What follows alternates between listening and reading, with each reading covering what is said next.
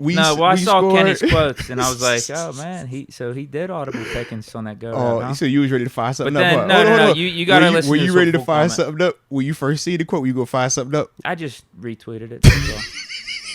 But you do have to listen to the full quote. He says, we prepared for this all week. And then Canada spoke today on it and basically said the exact same thing as Kenny. So it definitely was a group effort there, we'll say, from the coaching and also the players. I'm just glad that everybody was on the same page, man. And it worked. Because that's half of the battle. Think about this, right? You did your research to find out the bottom of it, and it turned out that both coach and player were on the same page. Both were responsible, but at the end of the day, player still has more responsibility because he had to make the check, deliver Pickens the throw, got to right? get open too. And as a whole, though, player still took more responsibility in the outcome than just Matt Canada calling it. Yeah. So, and that's what I want. I do want that. But this is what I've been trying to explain to you every time we talk Canada. It's less about coach, more about player. You've answered it. I've answered it. We are seeing it. Well, here's my thing. As long as Kenny can have all these audibles and checks at the line, as opposed to just getting this play and we're just going to run it, and even though I see it's probably not going to work, we just got to run it. But now, once again, this is not the first game that has been available to him. This is just the first game that it was big enough controversy that the Kenny supporters actually cared enough to deep dive into this. Prior to that, no one cared about it because if it was a good play, it was nothing that took place prior to. So everybody just said, good play, Kenny caught it. Bad play, it's on Canada. This has been a part of this offense, though, bro. And that's what we've been trying to explain at times, but it's like, it's the narrative. You know what I mean? I can't say anytime we've had a good the play. majority I've of said the that. time. You can't say I've said that. Not you. Kenny has been calling only the good plays up to this point. You can't say that. Because I gave Canada a ton of credit for the Raiders game. I was like, man, this is nice. You know, when I speak, I'm not talking exclusively about you because you're a hybrid as well. You're diehard, but you're like you're Deke die. Yeah, it's a different vibe to it. Like you still got some little something on yours. The other ones, they just all the way there with it. But Chess, we know the masses, they would try to separate it like that. Good stuff happens, it's on Kenny, it's on Pickens. Bad stuff happens, it's on Canada. But this has been a part of the offense. When we talk about certain players running across the middle of the field, that has been a part of the offense. Stretching the field has been a part of the offense. We're just getting it executed. And when it gets executed, now we get a chance to highlight it, talk about it, and feel good. But this is why we keep saying at the same time, like, bro, you got to be a little bit patient just so they can get on the same page. Because we've seen if they're on the same page, bro, that's a big time play. And it was multiple big time plays that happened in the game behind it. Just gotta trust the process, man. Gotta trust the process, man. Pray it continues. Gotta trust the process, bro. That's all I got for it. Man. It's just, hey, right. We need to see Canada, this whole offense just get on the same page and roll. It's all we got right now. It's all we got. And think about it, Deke. I'm Canada's biggest fan right now. But think about this though, Deke.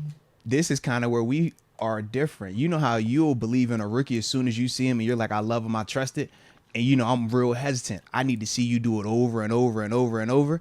That's how I feel about this situation. It's like, yo, that was cool, but I need to see it a lot more often for me to truly believe that this is sustainable. Because right now it was a flash. And as I've said, everybody can make a flash. Everybody is talented enough. I mean, we got to give credit for the clutch moment. But it's like everybody can make a play. The dudes that can repeat it and repeat it and repeat it, and when the stakes are higher and more people know what's going on and you can still make them plays, that's what we're trying to see if Kenny and Canada are capable of. We've seen them execute touchdown plays before. It's just far in between. We need more consistency, and that's going to be the big question. But once again, for the people that say Kenny isn't capable, for the people that says Canada isn't capable, we have examples even in this situation that both are capable if they're on the same page and they execute. And that's just been my stance the whole time with both Kenny and Canada. I think they both can get it done, but they both got to be locked in because at this level, you don't have a lot of time for mistakes. No. If you miss that read, Kenny, that's you getting sacked. And that's us talking about Canada. You suck. Why'd you call that? Correct? That's what I mean. You should have thrown in a little slant or but something. Would that we be? Needed a bailout. But think about it. Would that be on Canada if he told Kenny you could check it and Kenny just missed the check? No, we'll be running with the narrative of, man, they'll never let Kenny check anything. We'll never let Kenny do nothing. And we're like, yeah, they do. He just got to call it. And that's, like I said, for both of them dudes, man, because Canada got to be better.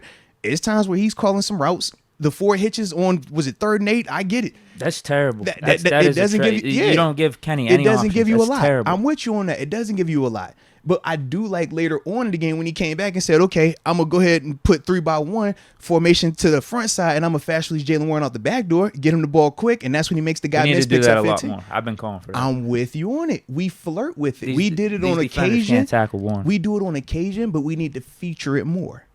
So, once again, though, it's not like we've never seen it under Matt Canada. It's not like we've never seen him call it or execute it. It's just not consistent enough. That's what I've been trying to explain. It's like, bro, we got talent across, but the consistency from up top and on the field has to be better. Otherwise, we're going to be in this little phase of we're going to win, get the occasional upset, get blown out by the really, really good teams. Or we'll be able to fight really, really close. And if, if everything goes right, we might get up out of that stadium with a really good team. Like we did Buffalo that one time, right? 3 sacks by TJ Watt, the turnovers and all stuff. And it was like, yeah, we won by 3 points. God dang, all right. We don't want it to be like that. We wanted to get to where we blowing teams out. And that's, like I don't even need that, to be honest with you. I just want a competent offense. And I thought end of last year, even though it wasn't style points, it was a competent offense that I thought we could win with. Facts. Because of how we were doing it, how we were playing complementary football. And we actually did win with it, right? We did. Yeah, we did win with it's just, it was a way I thought you could win. Because we were running the football successfully. Kenny would come up clutch, third downs. He'd hit those guys and everything. And then I'd say the defense was actually better at that point last year compared to where we are right now. It was across the board, yeah. Yeah, so like we could do that. I don't care about the 30 points necessarily. I just want a competent offense, and we've gotten competence for the most part. Yeah. What, 4 out of 5 games this year thus far? Yes, I do agree with you. I also think philosophy-wise, we are on a different page offensively. I don't think our mindset. And this is based on what we see. Is it because our lines suck? I don't know. I think of it as we're a young team offensively. And as I said earlier, we're not built to come back from a ton of adversity. How do I minimize adversity? No different when Lamar first started taking over for the Baltimore Ravens. They would cut possessions. They're going to make you have to execute every single time you get the ball. But how would they do that? They didn't get it by throwing it 50 times. Man, they was going to run it. They might punt, but they're going to run it, and make you have to execute. They're going to play defense and special teams. You look at our recipe from last season when Kenny took over and after the bye week when we had that shift and where we are now, our mindset is still the same. The philosophy is still the same. It's just the way it looks because we're at the beginning part versus last year we were at the end part. That's, to me, is the biggest difference. But the mindset is still the same. We're trying to minimize their possessions. We're going to create turnovers because that's what we do. And we're going to make sure that we don't make the mistake at the end. In the games that we've won, we did not make the mistake. The games that we've lost, we made the mistake. San Fran made the mistakes, right? Texans. Yeah, we didn't make them in the end. We made them way too early. But either way, we made the mistakes, though, right? Yeah. Texans, halfway point, we make the mistakes. That's on us. But shoot, would it have surprised you? The whole scenario in that second half, third quarter, Texans game, right? We kick the field goal, we get the stop, we come right back down. That pivotal 4th and 1. Yeah. If they get that and we go ahead and score, it's a different outcome, and we all know this. Yeah, it came down to that. But literally, that's the type of stuff that we're saying the difference between us being 3-2 versus 4-1. And this is what us having a bad or a slow developing offense. So that's all I'm saying is, man, we'll get to what we saw last season at the end of last season, but it's just the beginning part of this season. So it doesn't just, I wish it was like that, but it doesn't. But this is where we're supposed to see that growth, though. And this is the time for me where I'm like, anything that I've been feeling optimistic about in terms of this offense, this is where I'm like, uptick starts here. We should see clear. Okay. These next 3-4 weeks. Absolutely. Rams game. No, 100%. Coming off a bye. Number one, first off of the bye, you should always look good off the bye. Then after that. Deontay coming back. Yeah. So it's things like that I'm like, yo, we're going to be all right. We just can't get crazy at this early part, you know? Because think about it, man. After 2 games, we was ready to make major moves. 3 games, like, bro, we don't even know what we are just yet. I'm with you, but here's the thing. Luckily the breaks went in our favor. We could easily be 1-4, and 100%. I mean, the offense would be the critical piece of why we're 1-4. And Deke, if we were 1-4, it's a different conversation. That would have been like last year, because honestly, the breaks didn't go our way in some of those games. The offense, maybe looked similar, needed to do more. Yeah. But like the Patriots game that we lost, that was Akello got defense, mossed, Gunner fumble on the punt, whatnot, and we ended up losing. Now some of the stuff happened in this Ravens game. We fumbled, but they just made more mistakes, and we got out of the stadium with the win. Absolutely. So it's one of those things where thank God we are 3-2. But the offense it still hasn't been up to par at this point. But you're right. I mean, the weird part? we got a whole season ahead of us. So and think of it like hopefully this, it changes. Right? Think of it like this. They always talk game of inches, and everybody always gets pissed off when we're like, if this happened, but then somebody says they don't ask how, they ask how many. And it's like every season is context, right? I'm sure the Indianapolis Colts on Ben Roethlisberger tackles my man recovering the fumble from Bussy, right? And he's running it back. You don't think they look at that and be like, bro, this type of fluky. Like, well, that was fluky on Bettis' part too. But see, either way, it's like, bro, we're not about to ask and act like stuff doesn't happen. It's football. I don't complain about how that ball bounces. I just pray it bounces in my favor. But at the same time, you can't always hang your hat on that. But what we can hang our hat on is we create a climate that we create turnovers. And that's just been off of the large sample size. And we've also created a climate that offensively, since the bye week of last year, we've minimized the turnovers. And that's something that we've been able to hang our hat on. So for me, I'm like, man, if we could keep that, everything else is going to come along, man. You don't think George Pickens is going to become a star?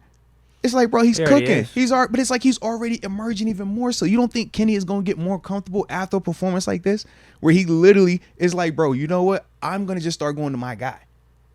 Yeah, Jaylen Warren. When they say, hey, Jaylen, man, we believe in you, bro. You know what, man? This is your drive right here. Go to work.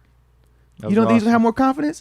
You don't think Matt Canada is going to feel more confident doing those things, calling those things down when he's seeing it being rewarded? If I call the play for 30, if I call the jet sweep, everybody hates the jet sweep. Jaylen Warren hurdled the guy on the jet sweep, picked up 10. You don't think Canada's seeing it? It's like, bro, he know what he doing, but we got to execute it. And that's the thing for both of these things, players and coaches. As long as they working together and executing like they supposed to, bro, we got everything we want, man. Yeah, I love the Pickett to Pickens throws. I love that. It's just, for me, I don't think we can be relying on that game in and game out, because even Big Ben says, like, dude, that's not like a high percentage throw at all. But I mean, it's awesome that because we have Pickens, it kind of is a high percentage throw in a way. Now, are we really about to talk about high percentage throws? In the moments we know what 7 and AB was finna do. All I'm saying is, I don't think we can be relying on that as our sole offense. We need some other things. Of course we do, and I feel like we will have them. It does work though, but like, I mean, if that's all we're doing. But think about it right now, though. We're watching an incomplete offense. Deontay Johnson is not out there. You don't think Deontay Johnson has a positive impact on this offense, whether he's getting targets or not? That helps. You don't think that's going to take some coverage away from George Pickens? Agreed. As much as we love Calvin Austin's speed, Calvin is not scary just yet in terms of full body receiver. He's scary in terms of take the top off. That's it right now. So it's not a lot that's going to draw attention away from Pickens. That will help that out. And then he'll also continue to grow and get better also. But I'm thinking of these tight ends. I'm like, man, Darnell's going to get more opportunities. He's going to get more targets. Muth, we said, man, he needs to get more targets anyway. So I'm like, bro, we getting there. They just young, bro. They young, man. Yeah. So I think where I'm at is I am excited about Deontay Muth coming back. Excited about Pickett's development, him having that clutch moment in this last game to just build off of. Also, Pickens just going off. I mean, what is he? I'm not paying that much attention to stats, but he's probably got to be in the top 10 in receiving yards right now. Probably, yeah. He's got to be at least over 400 yards. He's had 2 games, like $120, $130 already. Man, he's been pretty consistent throughout the season, so he's got to be up there. I guess that's the thing. Can Canada get these guys in better spots, put them in the best situations possible? Because I'm excited about the players. Yeah. And I think that naturally will help. But can Canada get up to speed? Yeah. And we executed. Got to go hand in hand, baby. Got to go hand in hand.